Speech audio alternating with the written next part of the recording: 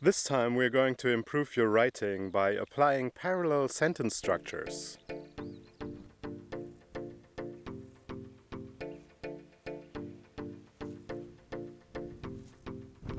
Popular music has a lot of repetition, simple melodies, and an emphasis on rhythm. The repetition allows the audience to become familiar with the new tune very quickly. The simple melody is easy to remember, and a strong beat makes the dynamics of the song clear and predictable. Song lyrics follow the same principle. They usually have some repetition, they use simple language, and they have a predictable rhythm. So how can we make use of these principles in academic writing to improve our communication? Well, clearly we cannot use it in the same way. So I'm not saying that you should repeat the same sentence over and over again or have a strict meter to your language in writing. That's not what I'm saying. But we did talk about repetition. So repetition is important also in academic writing, but you use it mainly to emphasize the main message of the paper. We applied simplicity when we edited our text over the last couple of episodes to make sentences cleaner, to get rid of stuff that we don't need, etc., etc. And in this episode, I talk about how you can, at least in parts of your text, introduce some dynamics and rhythm and predictability that makes your text more engaging and more fun to read. And the method I'm talking about is parallelism.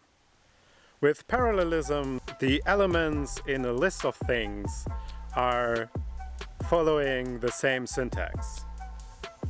And the list of things can also be a string of arguments, for example. So if you have several ideas in a row, you could call that a list, even though obviously it's not a list strictly speaking. But if you string them up in a row or in a series with words like and, or, but, whilst, then you have idea, word, idea, small word, idea, small word, which is basically a structure of a list as well.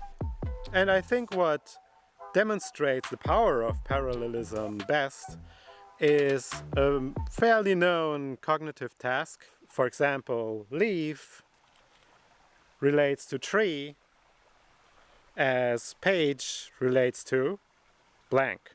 So we have subject, predicate, object twice. You immediately know what the question is about.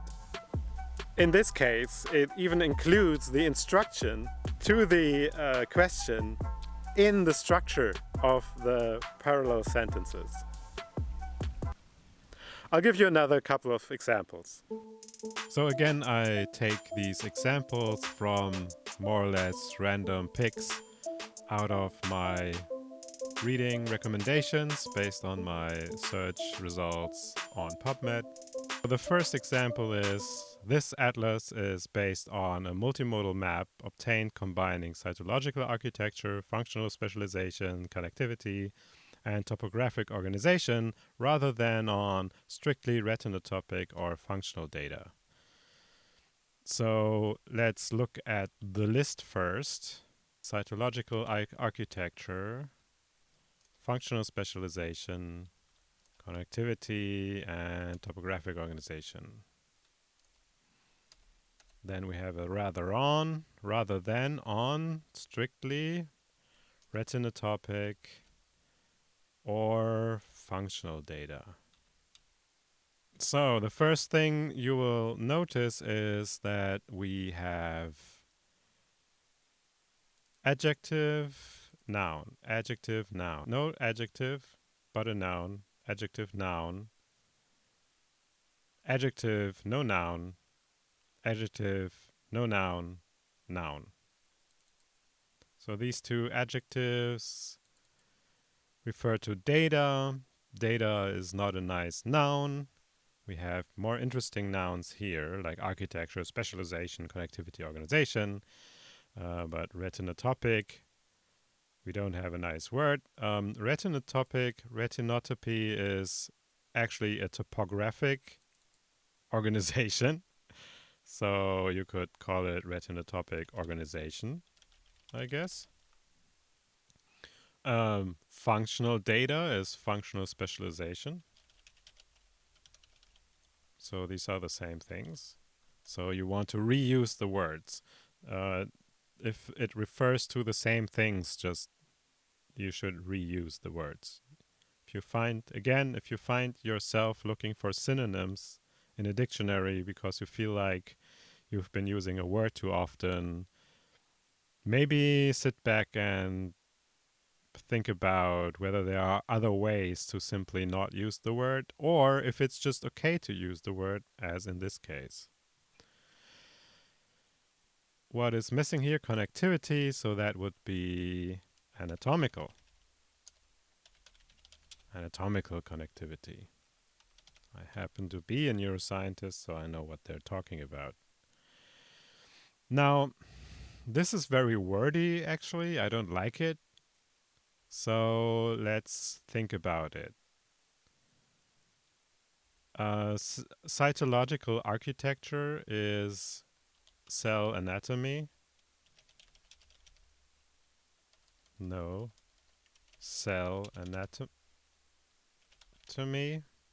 So cell anatomy counts as one word because it's a single term. Functional specialization is just function.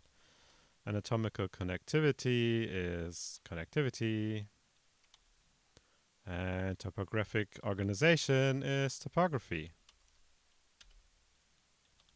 Retinotopy or function. So now the sentence would be, this atlas is based on a multimodal map obtained combining cell anatomy, function, connectivity, and topography, rather than on strictly retinotopy or function. So I would change strictly to solely, and I would remove all of this. So now we have, this atlas is based on cell anatomy, function, connectivity, and topography rather than on solely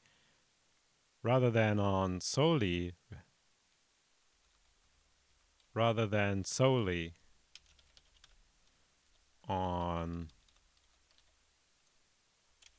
either solely on either retinotopy or function. And this needs a comma. Now this is the second example. Future studies are needed to understand how much the activity in the scene-selective regions is triggered by low-level features, which are essential for a quick discrimination of complex stimuli, or by high-level category information, which is important in supporting more abstract or specialized actions. So we have by or by. So triggered by or by. And now you can already see some nice parallelism by low-level features or by high-level categories. But they mess it up. Why didn't they just write by high-level categories? Instead, they write by high-level category information. So I would call this high-level categories. Now, they included a comma here, but they did not include a comma here, which are essential is nice, important is not so great. Essential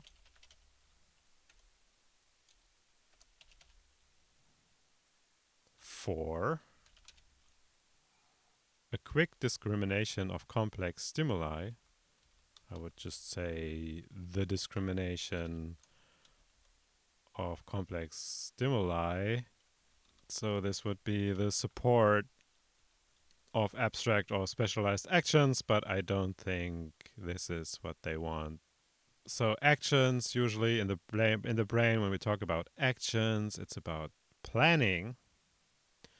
so which are essential for the planning.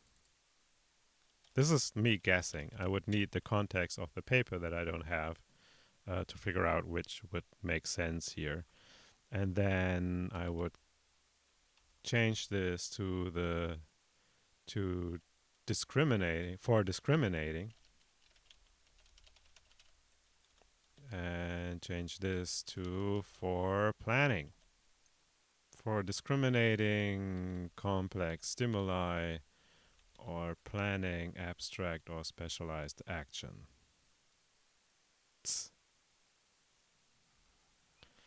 Now this is a little bit weird, abstract or specialized actions.